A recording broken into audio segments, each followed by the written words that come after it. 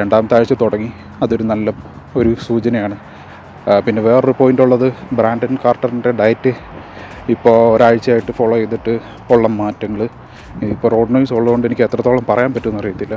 പക്ഷേ ഞാൻ വൺസ് ഈ എൻവയൺമെൻറ്റിൽ നിന്ന് മാറിയിട്ട് അതിനെപ്പറ്റി ഡീറ്റെയിൽ ആയിട്ടുള്ള കാര്യങ്ങൾ സംസാരിക്കാം. ഓക്കെ, എൻ്റെ first meal of the day ഞാൻ ഒരു 140 ഗ്രാം ഷെപ്പേർഡ്സ് പൈ എടുത്തിട്ടുണ്ട്. അതിലൊരു 40 ഗ്രാം കാർബും പിന്നെ ഒരു 100 ഗ്രാം ഗ്രൗണ്ട് ബീഫും ആണുള്ളത്. ബ്രാൻഡൻ കാർട്ടറിൻ്റെ അഡ്വൈസിന് അഗെയിൻസ്റ്റ് ആണ്. പക്ഷേ എനിക്കൊരു പ്രോബ്ലം ആ ഡയറ്റിൽ പറ്റിയത്, എൻ്റെ ലെഗ് ഡേ ഞാൻ നന്നായിട്ട് പുഷ് ചെയ്യും. അപ്പോൾ ലെഗ് ഡേയുടെ ഡോംസ് എനിക്ക് 2 ദിവസം ലാസ്റ്റ് ചെയ്തു. അങ്ങനെ സാധാരണ സംഭവിക്കാറില്ല.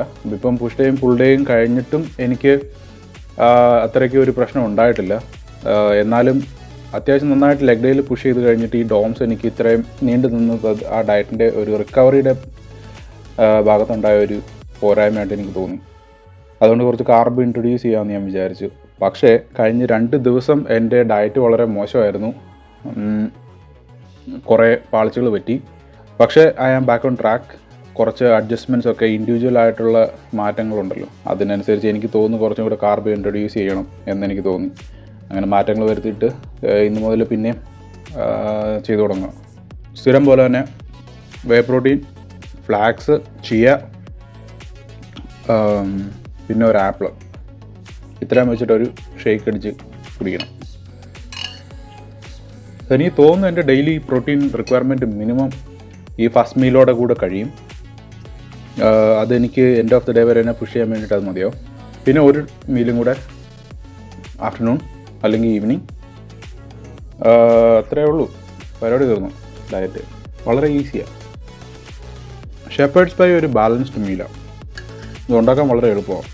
ജസ്റ്റ് ഗ്രൗണ്ട് ബീഫ് കുക്ക് ചെയ്യുക. നമുക്ക് വേണ്ട വെജീസ് എല്ലാം ഇട്ട് ഗ്രൗണ്ട് ബീഫ് കുക്ക് ചെയ്ത് കുറേ ഉരുളക്കിഴങ്ങും എടുത്ത് മാഷ് ചെയ്ത് പേസ്റ്റ് ഒരു പാത്രത്തിൽ ഗ്രൗണ്ട് ബീഫ് ഇടുക. അതിൻ്റെ മുകളിൽ മാഷ് പൊട്ടറ്റോ തേച്ച് വയ്ക്കുക. പരിപാടി കഴിഞ്ഞു. സോ നിങ്ങളുടെ എത്രയാണ് പ്രപ്പോർഷൻ വേണ്ടത്? ഇപ്പോൾ 80% മീറ്റ്, 20% കാർബാണെങ്കിൽ അങ്ങനെ. ചില ക്രൈസി ആൾക്കാർ 50-50 ചെയ്യും. 90% മീറ്റും 10% കാർബാണെങ്കിൽ അങ്ങനെ. ഇവിടെ ഫ്രിഡ്ജ് വെച്ച് പോർഷൻ തിരിച്ച് എല്ലാ ദിവസവും എടുത്ത് കഴിയുക.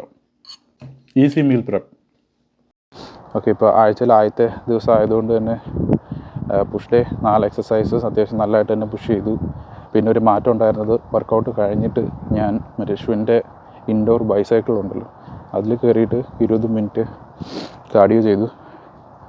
നെസസറി അല്ലായിരുന്നു, പക്ഷേ നമ്മുടെ ബ്രാൻഡൻ കാർട്ടറിൻ്റെ അഡ്വൈസ് വെച്ചിട്ട് എക്സ്ട്രാ കാലറീസ് ബേൺ ചെയ്യാനുള്ളതുകൊണ്ട് ഏകദേശം ഒരു 100 കാലറീസോ 150 സംതിങ് അതിൻ്റെ കമ്പ്യൂട്ടർ വെച്ചിട്ട് ബേൺ ചെയ്തിട്ടുണ്ട്. സോ അതൊരു പ്ലസ്സാണ്.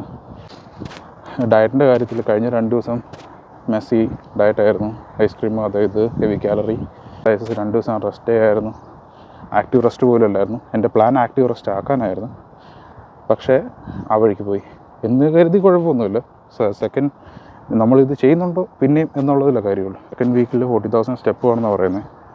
40,000 സ്റ്റെപ്പ് ഇമ്പോസിബിളായിട്ടാണ് എനിക്ക് തോന്നുന്നത്. അതുകൊണ്ടാണ് ഞാൻ കാർഡിയോ മെഷീൻ ഉപയോഗിച്ചത്. അപ്പോൾ 20,000 സ്റ്റെപ്സ് അച്ചീവബിളാണ്. പക്ഷേ 40,000 എൻ്റെ ലൈഫ് സ്റ്റൈലിൻ്റെ വെച്ച് നോക്കിക്കഴിഞ്ഞാൽ ക്ലോസ് ടു ഇമ്പോസിബിളോ. പക്ഷേ 20,000 ഞാൻ ഗെയിൻ ചെയ്യാൻ ശ്രമിക്കാറുണ്ട്. സോ ഈ ഒരാഴ്ചയും കൂടെ അങ്ങനെ പോകും. ഡയറ്റ് ഒന്നുകൂടെ ഫിക്സ് ചെയ്യും. അത് തന്നെ.